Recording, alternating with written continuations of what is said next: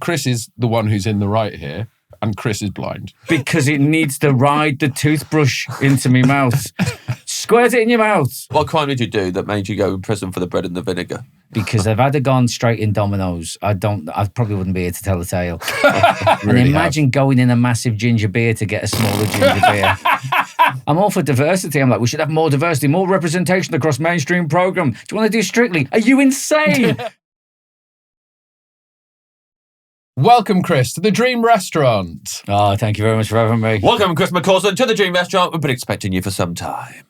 Now, James has lost his voice recently, Chris, so normally he'd do a big explosion and he'd shout.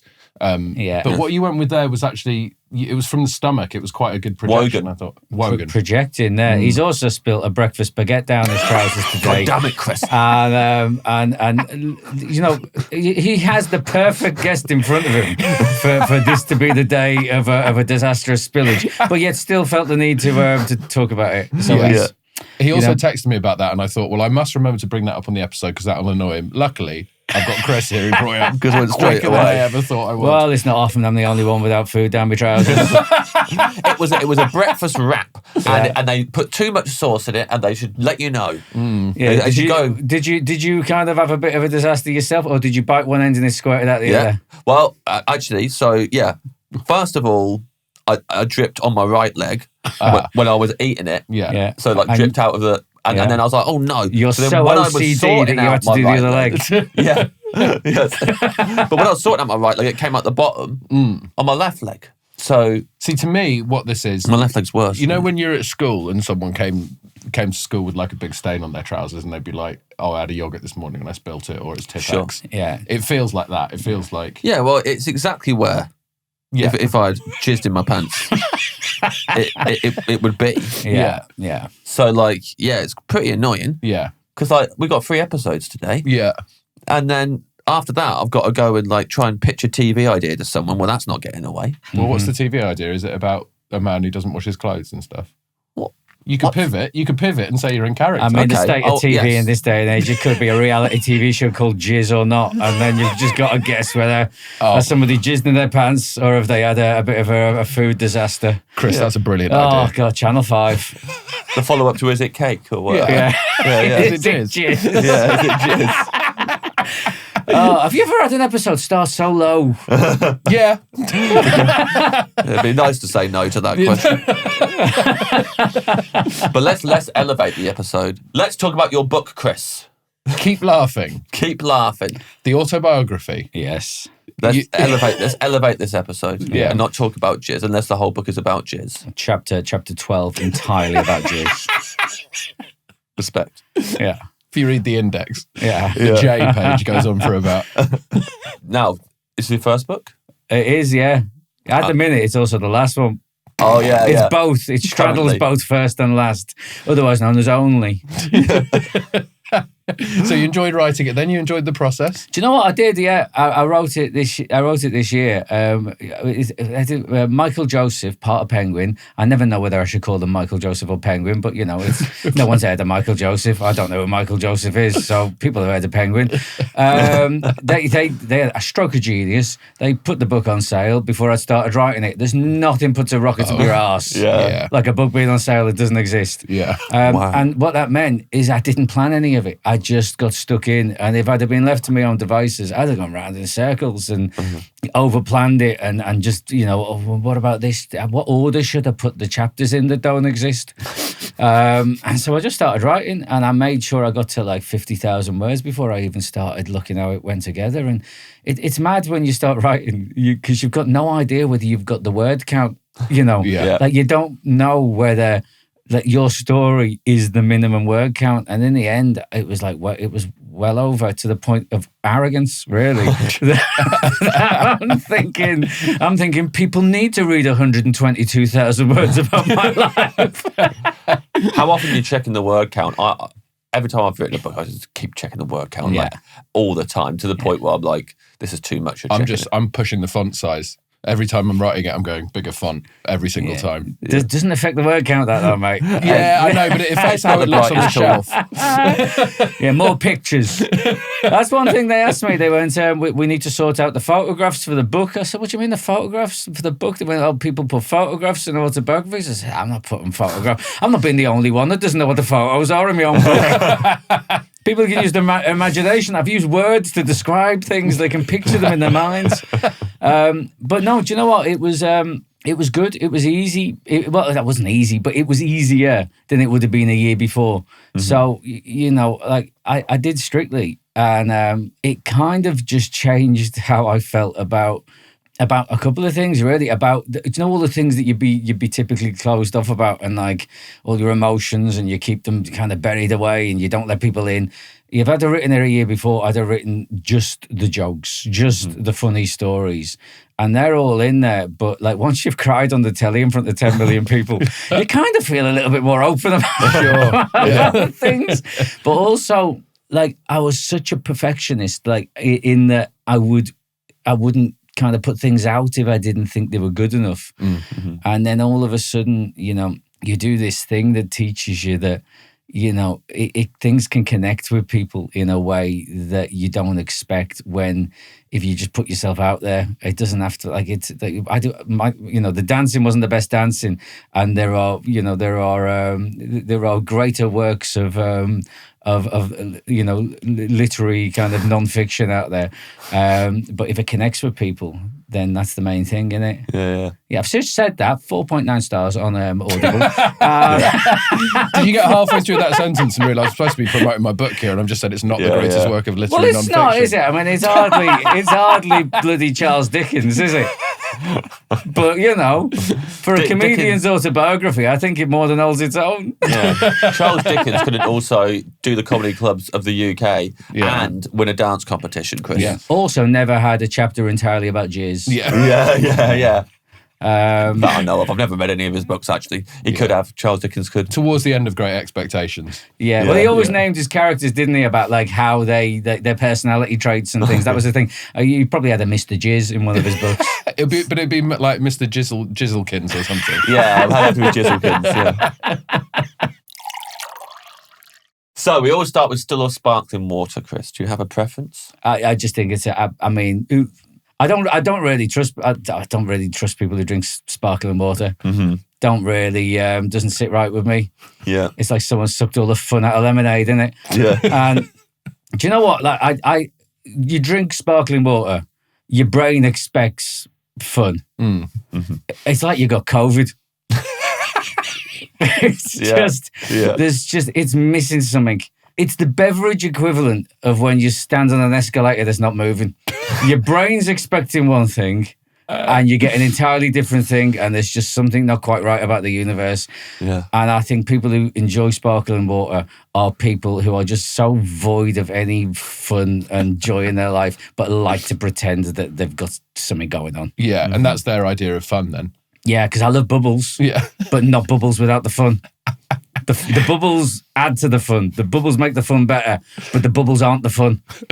It's such a good comparison, that escalator thing, because even when you know the escalator's not working, your brain can't handle it. Your brain can't handle it. And it's the same with sparkling water. You think that even though you know it's sparkling water. Yeah, your brain can't handle it. There's a moment where you just go, something's not right here. I feel like I'm kind of in a bit of the matrix is revealing itself. Yeah. But the escalator thing's not even a visual thing, because I still get it, and I'm not seeing the escalator. Yeah. It's a psychology thing. You know, I have the same thing with, you know, still water in a can. I still haven't got around that. My brain hasn't evolved yet to handle the fact that still water comes out of a can. And so that, for me, still, there's a moment of where something isn't right. Yeah, we've got a long way to go there, because like it's pretty important that we have water in cans for the planet and whatnot. But is it? Because is it? Great question from Chris. Is it, James? You've said that because you've heard it somewhere. You've said that because somebody said it to you. Well, that's why I say everything. You've regurgitated it like a piece of wisdom. Yeah, you can't put the lid back on the can. That's not your idea. You've got two choices with the water in the can. You either finish the can or you leave.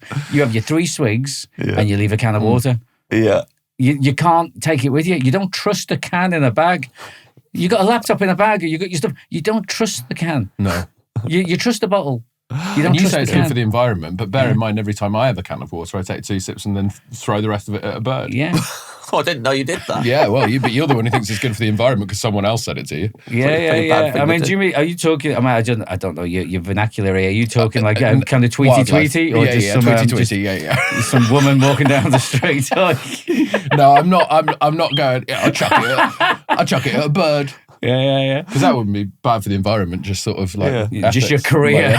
That'd be it. That'd be I'm hosting this podcast on my own. Yeah. But Benito would have to develop a personality pretty quick and get in that chair. Yeah. How's Benito taking the flack here? He just sat there. I'm the one who's just been accused of throwing cans at women, and suddenly Benito's taking it in the neck for not having a personality. No, I don't this is Reservoir Dogs, man. The dogs, the guns are aimed at everyone. Mexican standoff. I think Benito's just been told that there's a career opportunity there for him, and he knows what he needs to do if he wants to make the most of it. Chris, I've got to say, yeah. Have you just met Benito for the first time today? Yes. Yeah, it would be his absolute nightmare to have to be on the podcast. He refused. Sometimes his voice is in the edit because he can't get rid of it, and he hates those days. He hates it. I imagine that when those days happen, he thinks in the edit, can I get someone to like re-record that line?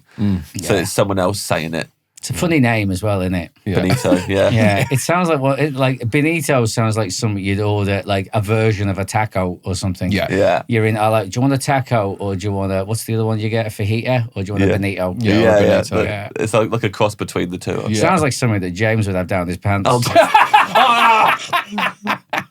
I don't need to do any work today. Chris has got this. Chris has absolutely roasted me for chucking all the food down my pants. What was in the breakfast wrap?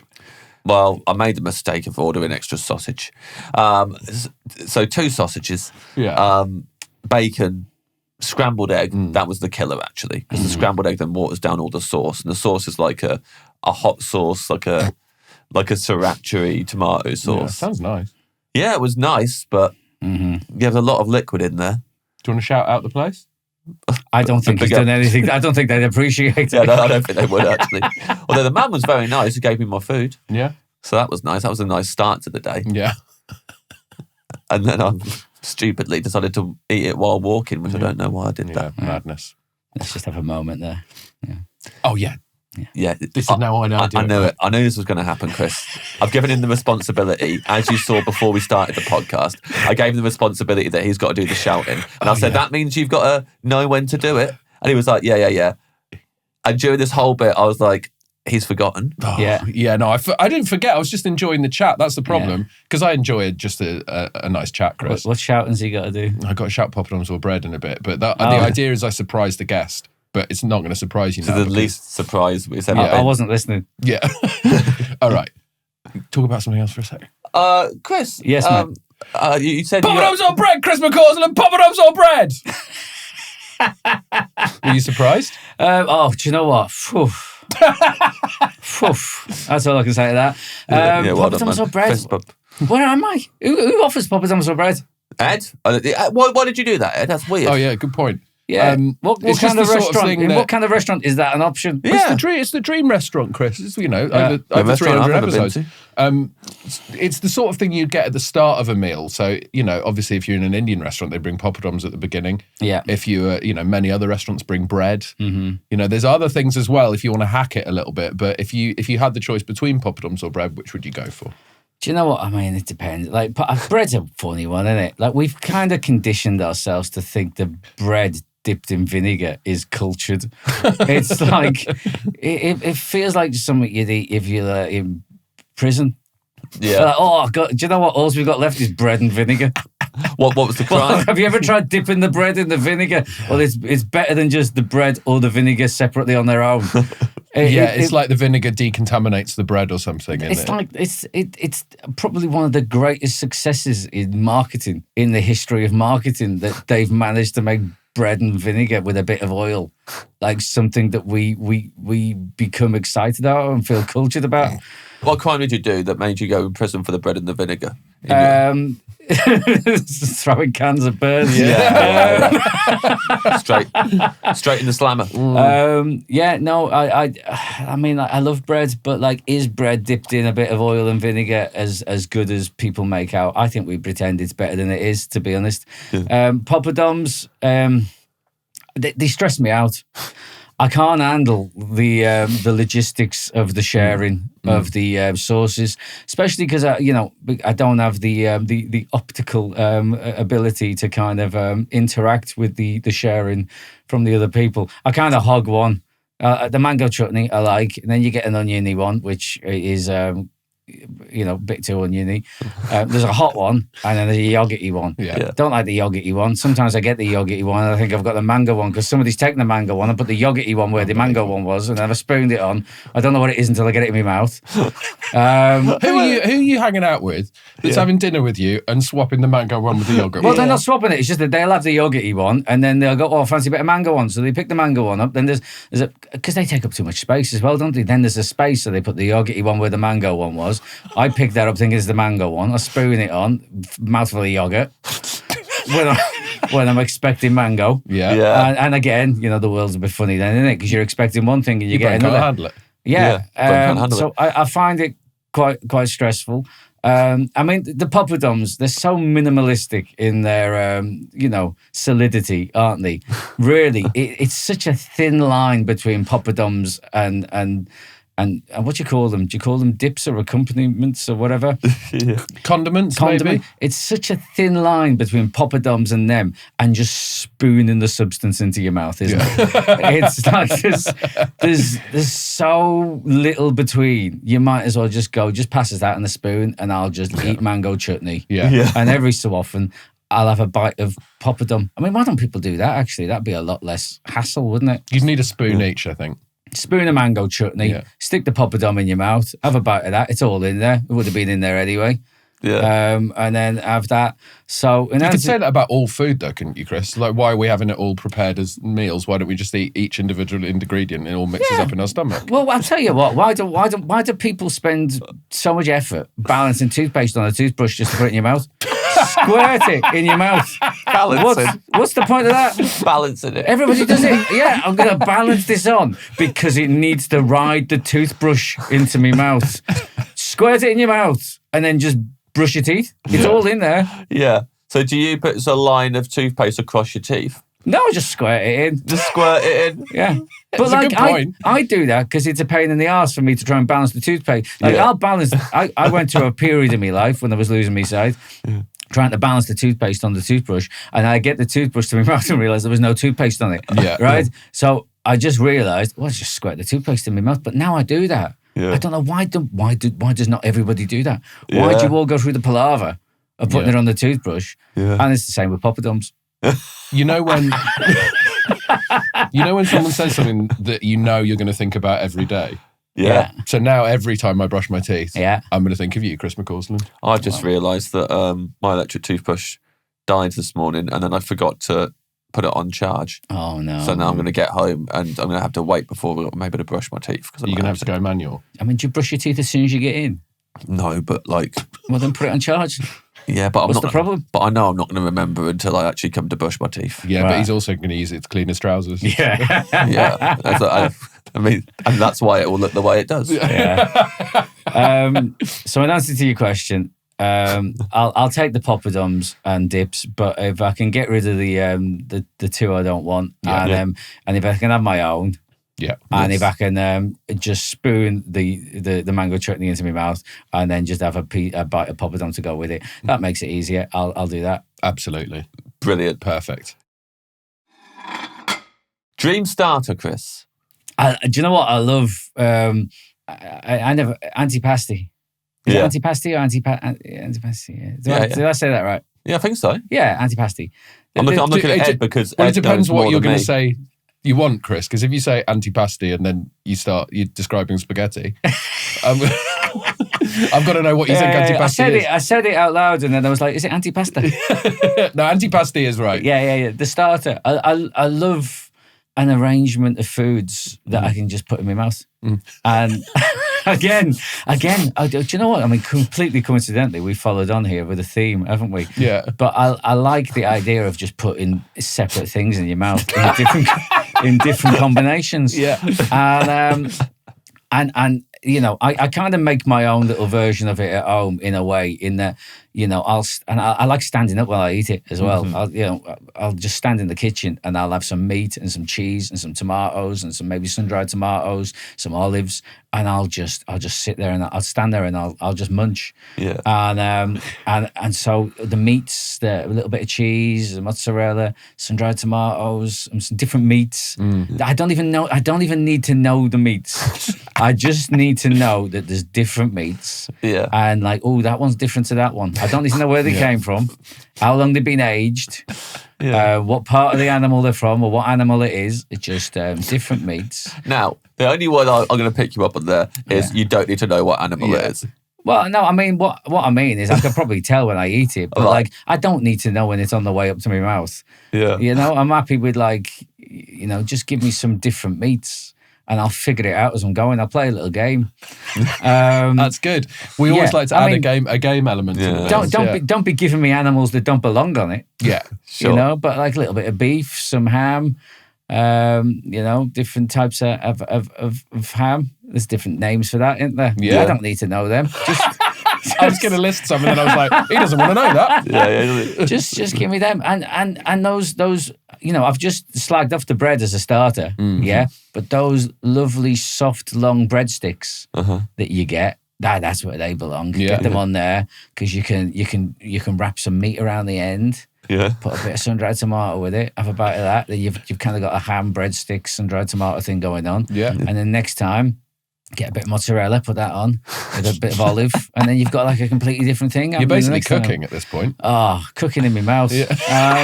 But isn't, I would say, balancing isn't. You're balancing. You're balancing here again. I am. You're balancing your ham on your breadstick. I am, but I'm holding it on with my fingers. Yeah. My fingers. You can't do that with toothpaste. They just get out of the way at the last minute. My fingers.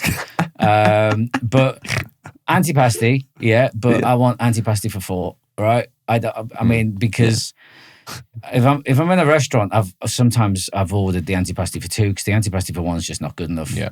So I've ordered the antipasti for 2 just for myself, and I've eaten it all. So this is a dream restaurant. So sod it. I'm having the antipasti for 4. Don't know if they do it. Give me 2 antipastis for 2. Put them on a bigger plate. Well, we can do it, absolutely. We'll do it for 4. But we'll do it for 4, like it would traditionally be in a restaurant, that amount. But here at the Dream Restaurant, we'll call it antipasti for 1. But no. No, because then I feel like it undermines what I'm getting. I want to know I'm getting it for 4. Okay. Yeah. Would you like to know? Like, would you like to have 3 people in mind who aren't getting it? Do I want to eat my antipasti for 4 in front of 3 people who are salivating? Yeah. And who do you want those 3 people to be? No, look, let them have their own antipasti for 4. Each of them. So they can have their own thing. It's not. This isn't a gluttonous thing of, oh, look what I've got and you've got nothing. Yeah. It's not that kind of thing. It's just I like a bit of antipasti, and if it's for 4, that's all the better. I completely agree. This is a perfect starter for me. Yeah. The arrangement of hams, just like. Yeah, you want all of those hams. Oh, just like kind of slightly overlapping, fanned out, almost like pick a card. Pick a meat. Pick a meat, any meat. Don't show me what it is. Put it in your mouth. Was it the pastrami? It was the pastrami. And mozzarella, sun-dried tomatoes, olives, that sort of stuff. Sun-dried tomatoes. It's another one of those kind of weird foods, isn't it, that they've managed to sell to us, but it works. Works, adds a bit of sweetness. I don't know how many, when you have sun-dried tomatoes now, I don't think they could really have been dried by the sun. No, there's a process, isn't there? There's sun-dried tomatoes, and then there's some blush tomatoes where they've just been impatient. They've gone, just get them out. Get them out, let's get the next lot in. Legally, we have to expose them to the sun briefly and then bring them in. They're not dried enough. Yeah. Then call them something different. How long have they been around for, sun-dried tomatoes? Because someone's shown me some stand-up. As long as the sun, I think. Yeah. What? Yeah. Well, I would actually say I think the summer's around first, so as long as the tomato. Yeah, as long as they would have both have to have been around. Unless the tomato came before the sun, which I don't think it did. God said, let there be light and tomatoes. And then very quickly afterwards, he said, let there be tomatoes, and then sun-dried tomato. And that begat sun-dried tomatoes. Yeah. I've got to read the Bible again. Yeah. Begat. I loved the authenticity of begat there. Yeah. That was a nice little use of language. People have got to bring begat back, I think. Yeah. Yeah. Well, sometimes people order a baguette when we... Well, you had a breakfast baguette. Oh, God damn it. Oh, God damn it. Breakfast baguette. Oh, my Breakfast God. baguette, your dirty ass trousers.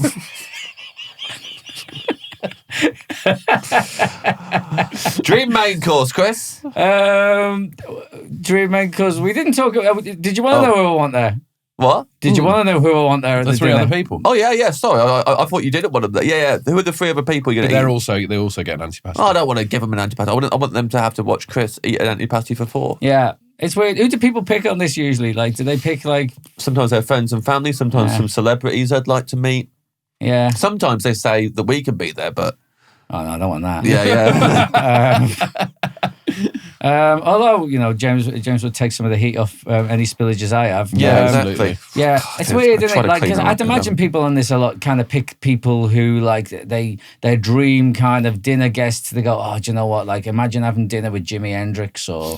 But, like, do you really want to have your dinner with Jimi Hendrix? I mean, does Jimi Hendrix want to have his dinner with you? That's the thing. Yeah. Is there any point in picking somebody that's going to be miffed that they're there? Yeah. Hendrix would be livid, wouldn't he? Yeah, he wouldn't be happy with that. He wouldn't want to have dinner with me. No. He'd ruin the whole thing. Would you not want Eddie Vedder there? Again. Chris loves Pearl Jam. I didn't know you loved Pearl Jam, Chris.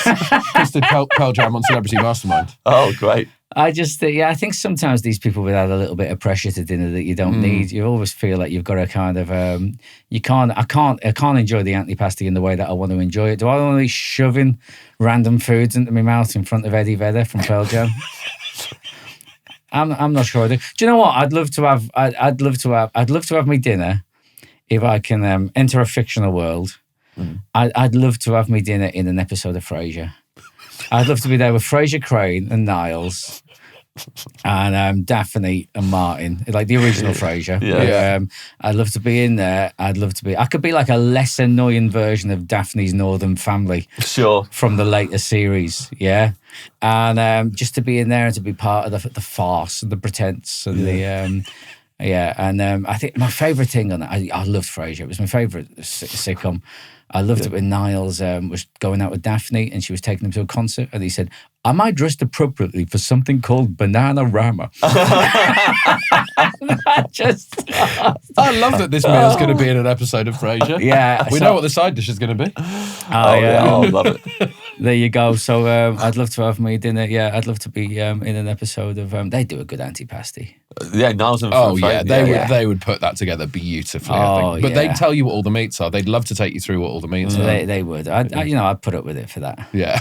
Yeah, they're allowed to do it.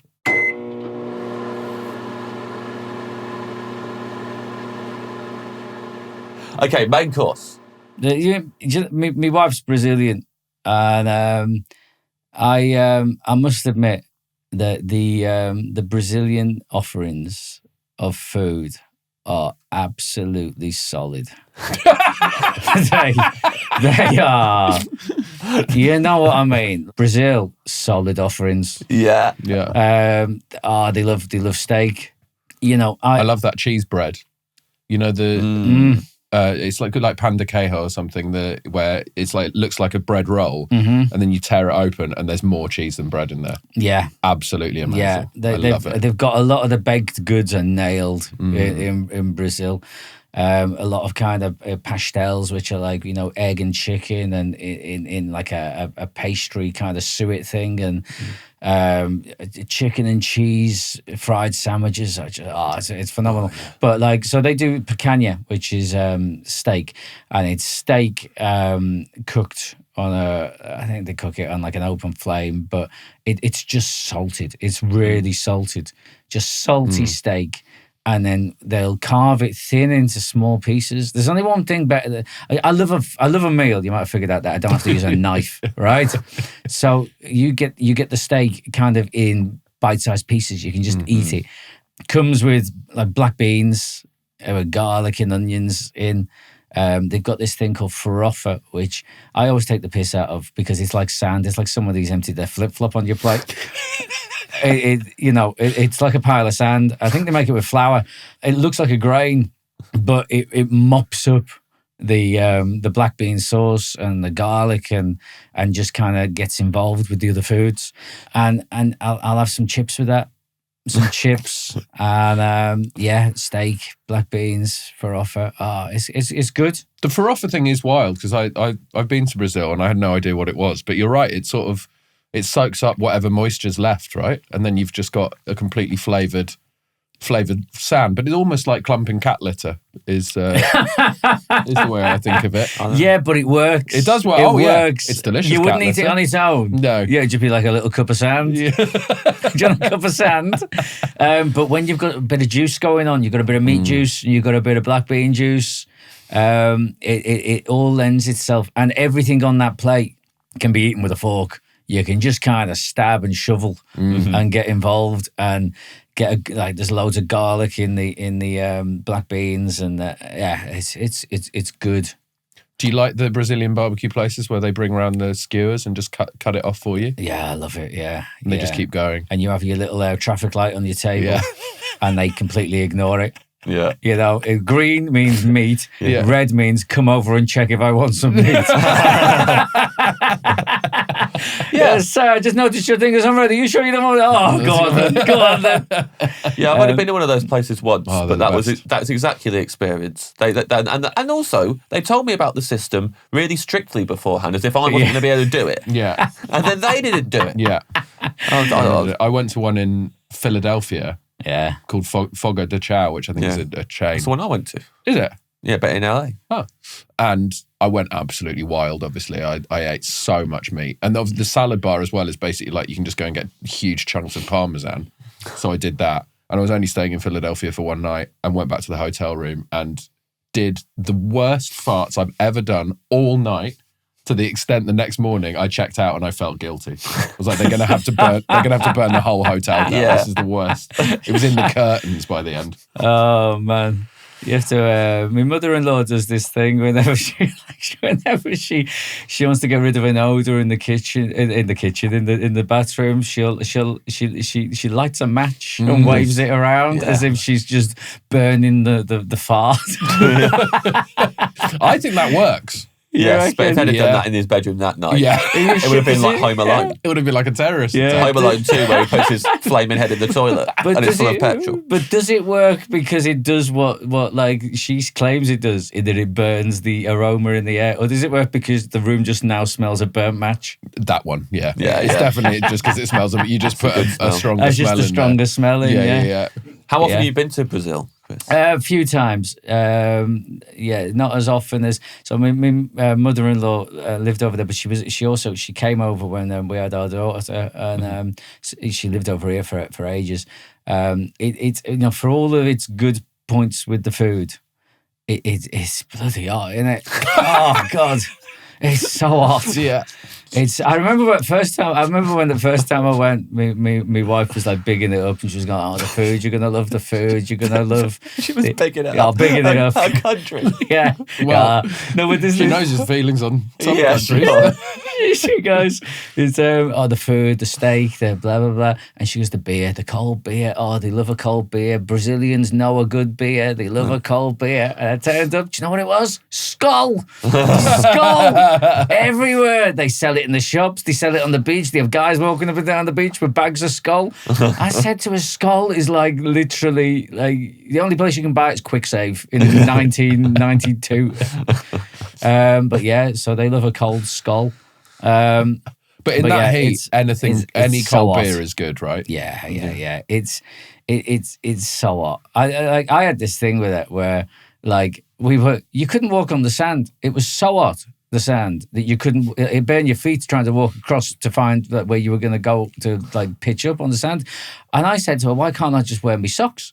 And she said, "I'm not taking you out with socks on the beach." I said, "Well, why can't I just like?" It makes no sense because we're walking on the beach. It's too hot. Then we're putting the towel down and we're standing on the towel and we're letting our feet regain a little bit of normality before getting off the towel and carrying on walking. Then we're putting the towel down. I said, if we put socks on, it's like we've got towels on our feet. We've just got towels on our feet. We can just walk and then take the socks. She said, "No, I'm not being seen with socks on the beach." I said, "Well, there you go. You're putting completely kind of aesthetic qualities above practicality." Yeah. It's a fun return home for your wife. Yeah. Yeah. Feet towels. And wait till you hear my ideas about toothpaste. Yeah. Do you know what though? If there was no such thing as socks, yeah.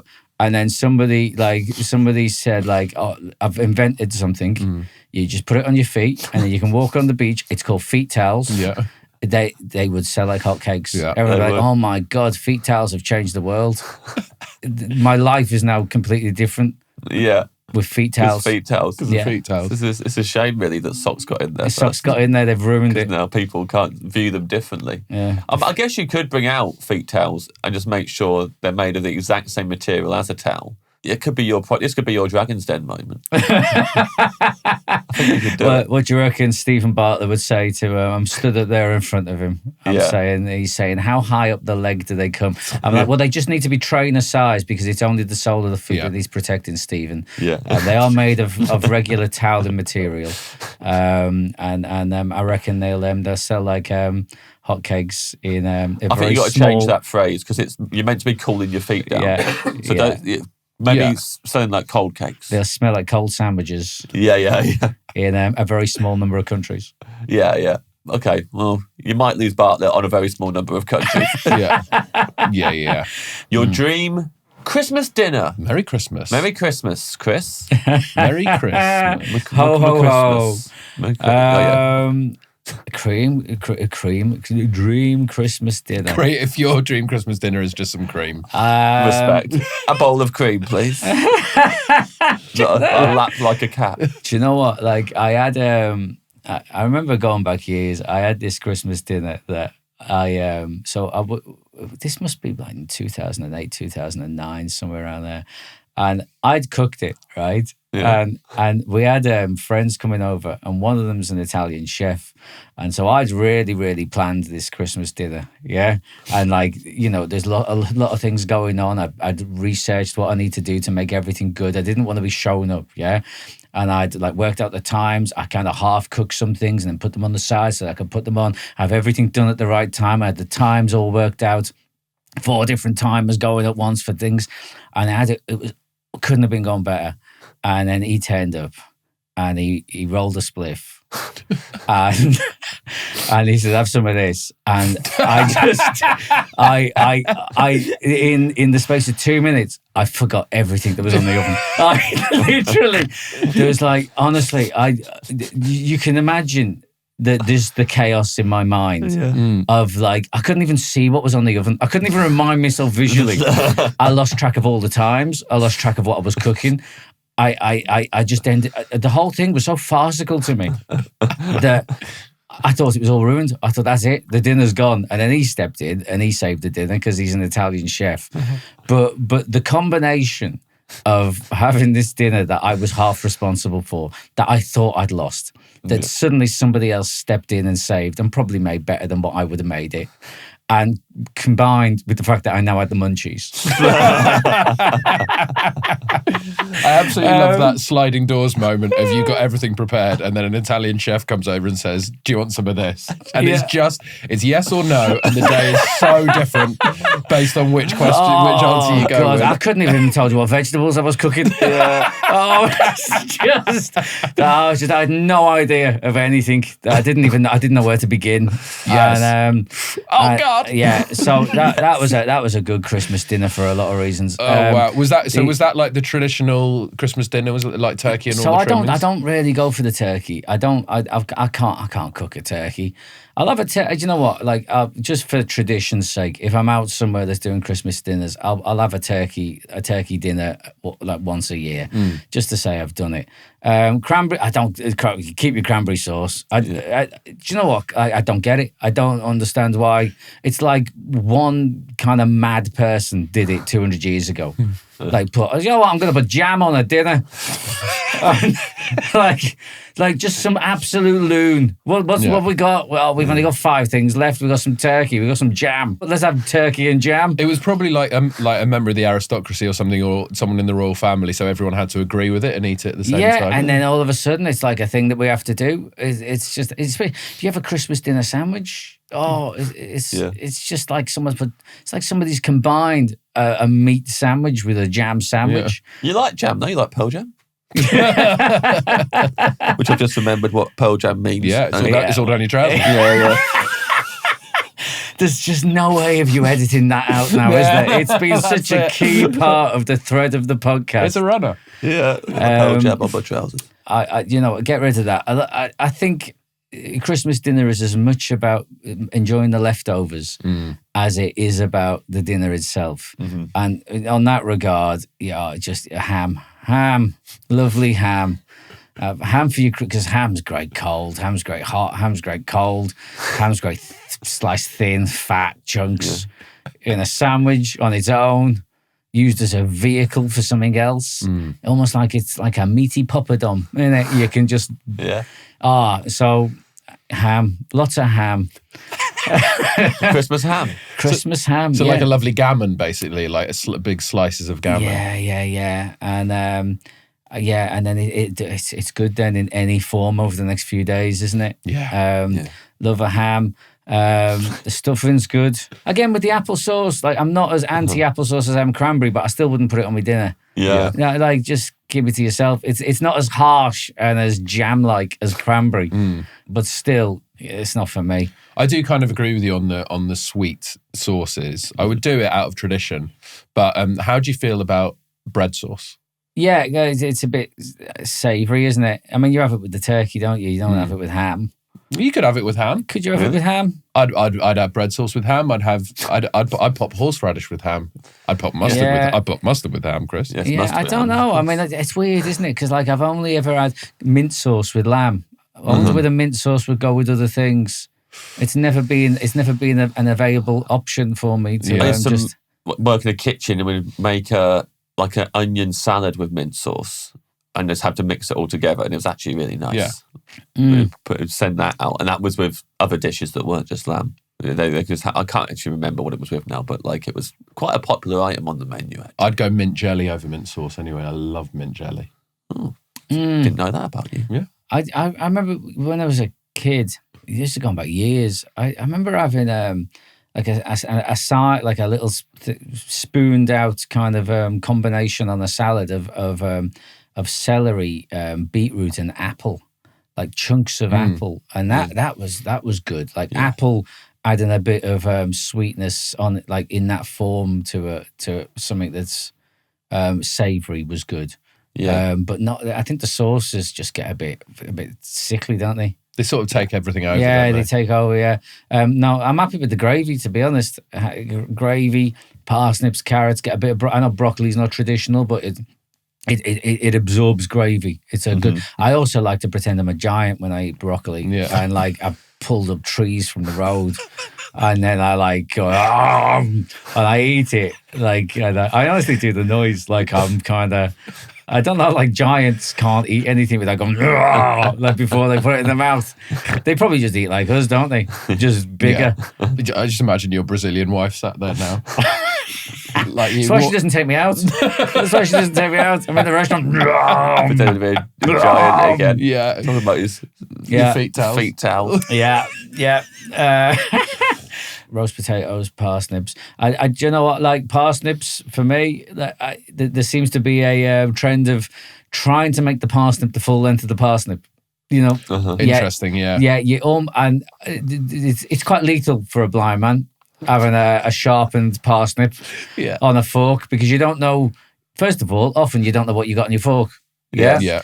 Also, even if you do know how to parsnip, you don't know where you've skewered the parsnip. You don't know how much of the spike I've had them up my nose and everything.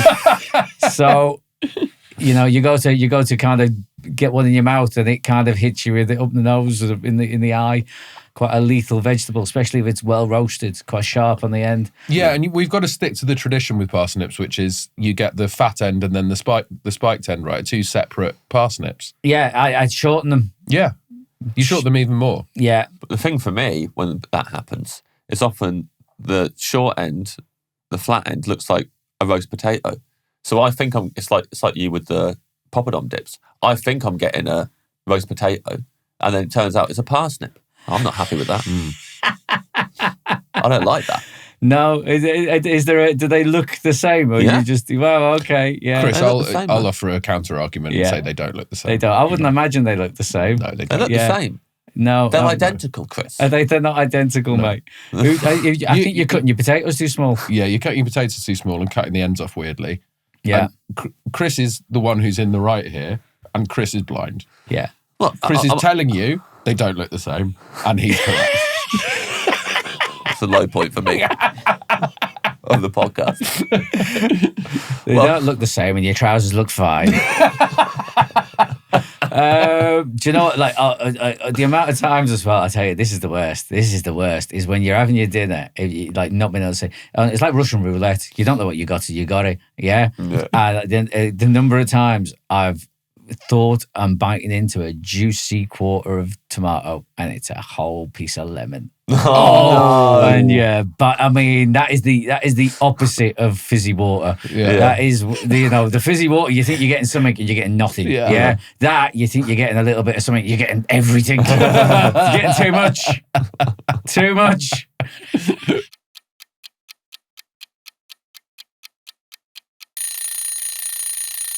Your dream side dish, Chris? Now, is that just the chips that you chose earlier? Yeah, I think there was chips with the picanha, right? But if you have a different side dish you'd like to pick? Yeah. This is really sad, but when I was in uni, I used to love a pot noodle sandwich. It is sad. Yeah. A piece of white bread with a beef and tomato pot noodle. Yeah. Spoon it onto the white bread. Yeah. Don't even butter it. Just fold it over. Just a pot noodle fold over. And that was a hearty meal for a starving student. Wow. And I'd never dream of making one now, at the distinguished age that I am. But this is a fantasy dream restaurant, isn't it? Yeah. Where what goes on in the fantasy dream restaurant stays in the fantasy dream restaurant. Yeah. I think I'd like one single white bread pot noodle fold over.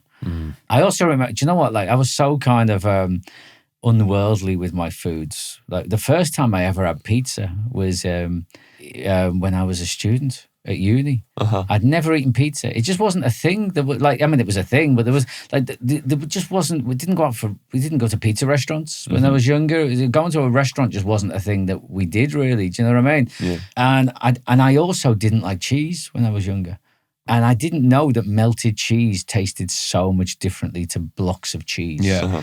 And a mate of mine at uni said, "Do you want a piece of this pizza?" It was a 99p Sainsbury's kind of thin smear of cheese on a burnt bread base, and with like 8 pieces of pepperoni on it. And I said no, and he went, "Are you sure it's good?" And I had a piece, and it was the greatest culinary revelation of my life.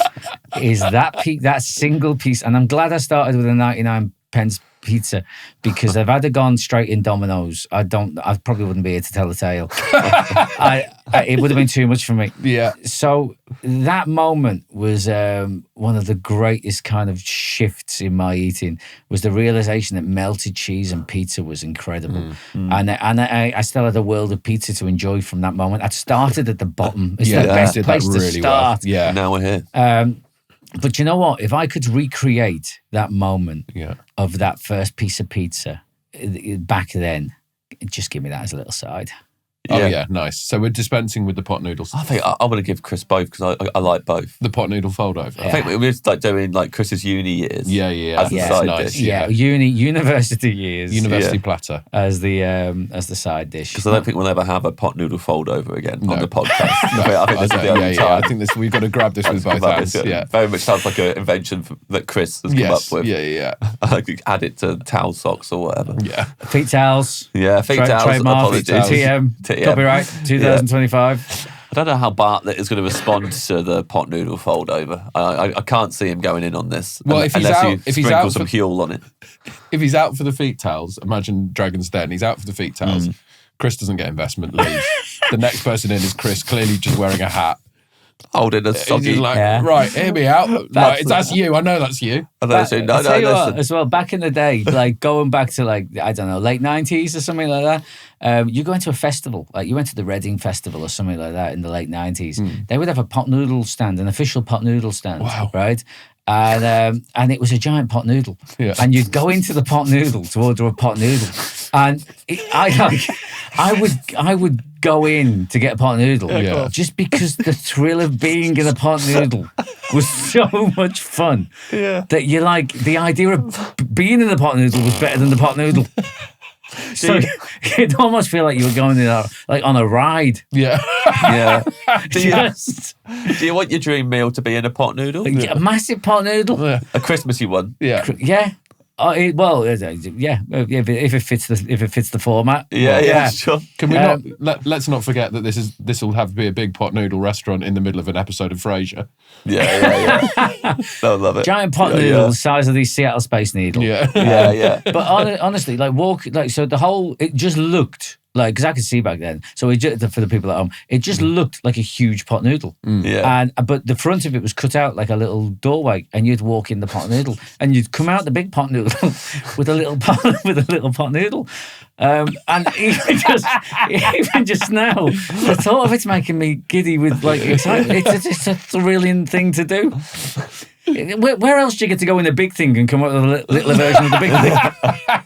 Yeah, that's a good point. Yeah. There's not enough of that in life. Eiffel Tower, maybe? Yeah. Well, okay. That's a commemorative thing, isn't it? Like, but not an actual... it's not a working... Yeah, I know what you mean. Yeah, outside of landmarks. Yeah. The big pot noodle is probably the only example of that. I mean, if you had a burger shop, make it a big burger. And then the amount of people that would go in the big burger to come up with a little burger. Yeah. Oh, your burger sales will go through the roof. Yeah. Literally. Your dream drink? I don't think my dream drink exists. Okay, perfect. Yeah. So I love... There we go. Bartlett's getting ready to hear this. This is the third time you've been in here today, here we go. Chris again. I love it, and I always get confused. I always got confused between ginger ale and ginger beer, right? Yeah. And now I came up with a way of remembering it, and it is that ginger beer, cheer. Ginger ale, fail. Right. Perfect. And that's because ginger ale, I think, is like a bit too lemonade-y. And ginger beer is the gingery one with a bit of a kick. Yes. No, I don't like it sweet. I like it quite, dry and gingery. But whenever I have a ginger beer, I always think, I wish this was more gingery. Yeah. So I want the most gingery ginger beer. I want it hot. Yeah. I want it to burn the back of my throat. I want it to come with some pain. Yeah. Like you would get with a chili. Like people enjoy hot foods and hot sauces and there's a certain level of kind of pain that comes with the enjoyment. So there's a physical reaction, there's a sensation to it. I want a ginger beer that kicks my ass. Yeah. Yeah. Yeah, we can do that for you. I can use my genie powers and make it the most gingery, fiery ginger beer. Yeah. What's the ginger beer that's commercially available that you think gets closest to that? I like a Fentimans because the Fentimans comes in a decent sized bottle. Sometimes if you order a ginger beer, you get like a tiny little miniature that they'd use to top of a short. The Fentimans comes in a decent size bottle, like 200 milliliters or something, and it's not too sweet. It tastes quite dry. So that's kind of the go-to if you're out and about. But like it could do, like I'd love like an ultra version. Yeah. Extreme. Fentimans Extreme. Yeah. Oh, I really want a ginger beer now. Yeah. I've Ginger sold beer. it well, haven't I? Yeah, you really And imagine going in a massive ginger beer to get a smaller ginger beer. Well, it's going to happen for the Dream restaurant. Yeah, I can make sure. Yeah. We can make sure that every course, Yeah. you're in a giant one of those Yeah. when you're eating or drinking it. That would be that would be good. Yeah, except for I don't know how you do a big poppadom. It'd just be like a gazebo, wouldn't it? Where the top was the poppadom. It would have to be a gazebo. 'cause it couldn't- Yeah. Otherwise, it'd just be a door, wouldn't it? You just walk through and you're out. Yeah, you just smash right through it. Yeah. I think if you had a gazebo as well, where the top was a poppadom, you'd get sick of having to point it out to people, wouldn't you? Yeah. Because like massive pot noodle looks like a big pot noodle. Yeah. Where you'd have to say to people, oh, "Do you like my gazebo?" And they go, "Oh yeah, it's nice, isn't it?" And then you have to go, "The top's a poppadom." Oh, is it? Yeah, I never noticed that. Yeah, it is. I can. Now you've pointed it out, I can see it. We know that all too well. We did a live show, this podcast, and we had a set behind us with a massive giant poppadom, and everyone just thought it was the moon. Yeah. Just looked like the moon. Every guest was like, "Oh, it's the moon." But it's not the moon, it's a poppadom. It's a poppadom from the show. Come on, from the show. Yeah. No. Ginger beer always makes me think of the famous five. Mm-hmm. They would always have ginger beer, lashings and lashings of ginger beer. Lashings. Do you think you'd be a good addition to the famous five, Chris? Do I? If you were solving crimes with 4 kids and a dog? Okay, do you know what? Like, I think it's of a time, isn't it? Yeah. They know? solve crimes.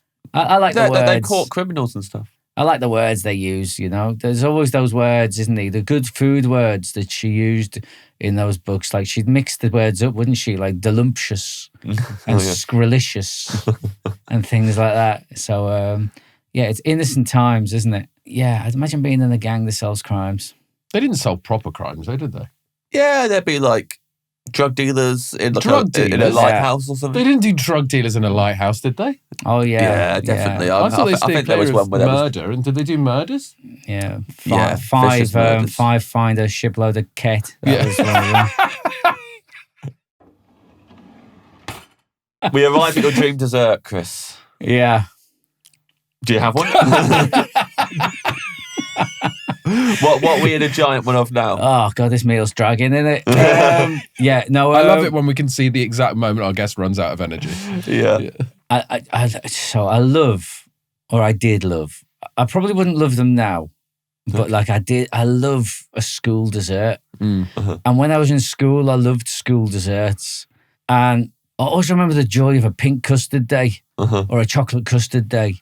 And they're probably so sweet for my 48-year-old palate now. But like, if I could eat those desserts with the palate of a child, and the amount of custard, what winds me up is when you go somewhere and you order a pudding that should be in a bowl and it comes on a plate. And they, you get like, oh, I'll have the treacle sponge and custard. And you get a little block of sponge on a plate with a drizzle of custard on it. And you want to send it back and go, where is this an acceptable vehicle for treacle sponge and custard? Yeah. I want it swimming in it. Yeah. I want a bowl.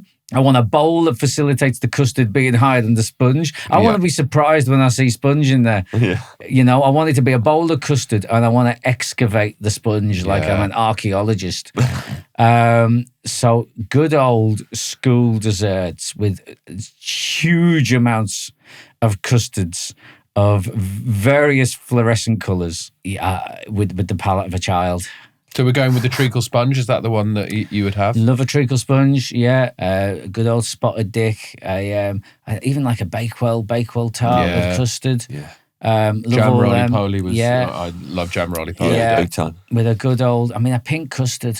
Does that still exist? Do people still have pink custard? I don't think so. I've not come across pink custard for a while. When you did Strictly, did you have to change your diet at all?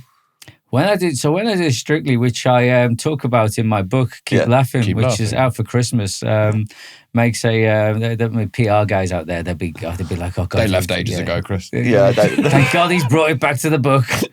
I could eat what I wanted. Like literally, it was insane. Like we'd be training 8 hours a day. I would have a burger for like a Tuesday dinner time. Wow. Who's having a burger for a Tuesday dinner time at the age of 48? And then I go, I'll have a burger again on the Wednesday. It just didn't matter. I was eating chocolate like it was Christmas, and then it was Christmas, and so there was the calories didn't matter. I ate what I wanted, and I still lost weight. It was insane. Wow. But to counterbalance that, I was also held together with physio tape. Yeah, right. Yeah. It was physically kind of slowly ripped me apart over 4 months. People that go, "Do you feel healthier?" And you can't feel like, I literally feel like I've been in a car crash. Yeah. Like me arse is literally sellotaped to me back. And like with actual pieces of tape. They've taken tape, they've attached it to my cheeks, and they've stretched that up to my shoulders. Yeah. And they've gone, "This will hold you in the form of a human for another week." Did you just say to your wife, "That's a Brazilian butt lift"? Lovely. Really lovely. Yeah. Lovely stuff. I could eat what I wanted. It was good. But then you've really got to rein it in when it finishes, because you don't carry on dancing, and that's the one thing you can't carry on eating like that. Otherwise, it all goes wrong, doesn't it? Yeah. It was great. It was great to watch it every single week. Every time you're like, "I can't believe I'm still in it." Yeah. I mean, like, I honestly thought, I said no to it a few times because I didn't think it was possible. I thought, I'm all for diversity. I'm like, we should have more diversity, more representation across mainstream program. Do you want to do Strictly? Are you insane? Are you literally insane? What, me? Come on. In what world do you think this is even possible? And I didn't know what it was they were asking me to do, because I couldn't. You can't describe it. It was dancing, but how good, how technical, how fast, what are the dances? So the only way I was able to figure out what it was they wanted me to do was by doing it. So it was so the unknown, most terrifying thing I've ever done in my life. And, top 10 scariest things I've ever done in my life are 10 episodes of Strictly, hands down. Wow. It was that feeling of 8 million people watching at home, and you're in the studio while that VT plays, and you're just waiting for this moment of reckoning. Yeah. And then it comes in the studio and they go, "Dancing," or whatever. Chris, and honestly, the nerves, I've never felt anything like it. And you just have to flick those switches in your head and just try and belt through it, But it is, it's terrifying, which is why as soon as that dance was over, if I felt like I'd done a good job and we put the hours in, we'd done all right, I went straight into comedy mode, because that was my safety net. That was like, I've just blagged myself as a dancer for the last 2 minutes. Yeah, now let's take the piss out of Craig and have a laugh and do something that I know I can do. And it worked. People kind of people liked it. But the thing is that, I mean, the thing I'm proud of with it is that for none of the weeks throughout the whole 13 weeks were me and Diane ever kept in above somebody that got more points than us. Every week, the person that went out had less points than us, but from the judges. So we always held our own, even though it connected with the audience at home and they liked what we were doing, and we had people supporting us and stuff. We always held our own up until the final, and then in the final, over 3 dances, we're only 4 points off a maximum. So I couldn't be prouder of what we did. It was remarkable. And even when we got to February, 2 months after, I'd look back and just when you're out of that bubble for just 2 months, I'd look back and I go, "How the fuck did we do that?" Yeah. It just felt insane that was even something that happened. So but it's all in the book. Yeah. It's all in the book. Look at you now in a giant pot noodle. Yeah. You should have dance in a giant pot noodle, Chris. Yeah. I suggested a lot of the music that you dance as well. You're allowed to kind of, it's a 3-way kind of conversation between Strictly and you and Diane and your dancer. And I had my input on some dances and some ideas, but I'd say most of the things I suggested on that show were shot down quite early on. A lot of my musical, I mean, me and you, Ed, share a lot of musical tastes. Yes. A lot of my musical tastes were I'd play Diane something that I thought had a really good beat and a really good rhythm, and she'd say, "You just can't dance to this. There's nothing in it at all that even remotely resembles." I'm like, "Listen to that bass line, Di." Any examples of the ones that got away? I did play some Pearl Jam. So I was told that like, well, the couple's choice, you can do something that kind of means something to you. And also the Paso Doble, I was told, is kind of the one that you could do something heavier to. I went through a whole morning of playing Diane, Sepultura and Soulfly songs, which is Brazilian thrash metal, so thrash/groove metal, and kind of arguing with her in disbelief that she was saying there was no rhythm to them. What? It's pure rhythm. It's pure rhythm. Too much rhythm, I would say. Yeah. I would say it's the cranberry sauce of the musical world. But dancing too to much. Roots, bloody Roots. It's Chris McCausland. Yeah, but I see her point. And I realised doing Strictly as well that it's as much about the song as it is about the dancing. Like, people will only like a dance if they like the song. That's interesting. And I think that the song really, unless it's a Paso Doble, which is like traditional kind of, it works well with the traditional music. I think it needs to have words to the song. It needs to be. They work better than like a score or I remember Shane, who I was on with, did one of his dances. I can't remember which one it was, but he did it to whatever that tune is. That's the theme tune for Alton Towers. Yeah. And Hall of the Mountain King. I can't remember how it goes. But it gets faster and faster, doesn't it? Yeah, it's the Fantasia thing as well, isn't it? Yeah. He did it to that, and I was listening to it because I'd do that every week. I'd be up there, like there'd be an amazing dance gets done, and they'd finish, and I'd say to Dad, "God, the band's amazing, aren't they?" But he did it to that, and it sounded amazing. But I was just thinking, I don't think people are going to like the song compared to the other choices on that week. So I think that's important on it, Yeah, I really wish I'd been able to see you dance to a Soulfly song. It would have been great. Would you do it? No, never. I wouldn't hold up, Chris. I'll be out week one from stress. I'll be pleading down the barrel of the camera for them to vote me off. Like, please, no one vote for me. I can't take this anymore. Also, costume would have an absolute nightmare with him when he just gets egg on it every single week. Please stop eating a breakfast wrap just before you go on. I can't help it. I'm going to read your menu back to you now, Chris. See how you feel about let's it. have this. Okay. Still water. Absolutely. You would like poppadoms and spoons of condiments straight into your mouth. Yeah. Starter, an antipasti for 4. Beef, different types of ham, breadsticks, sun-dried tomatoes, mozzarella, olives. Main course. Green. Let's get rid of the black ones. Let's just go with the big green ones. Just the big green. Big green ones. Main course, picanha, Brazilian salted steak cooked on an open flame with black beans, garlic, froffer, and chips. Christmas dinner, you would like a Christmas ham. You love ham. Stuffing, roast potatoes and parsnips. Side dish, beef and... Did I make it clear how much I like ham? You didn't really say ham enough. No, not enough.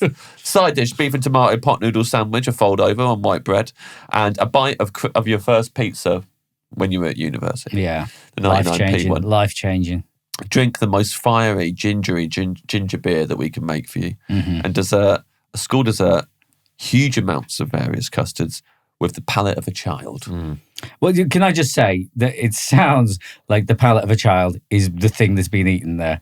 Can I just... I don't want a bowl of custard on the palate of a child. No. Just if anyone's tuned in at the end. I don't know why they would, but maybe they got bored and just skipped to the end to see how it finishes. Yeah, sometimes maybe people do that sometimes with our episodes. Maybe they do go, at the end. I'll hear the menu to know if I'm going to like this episode. Yeah. Oh my God, he's eating the palate of a child.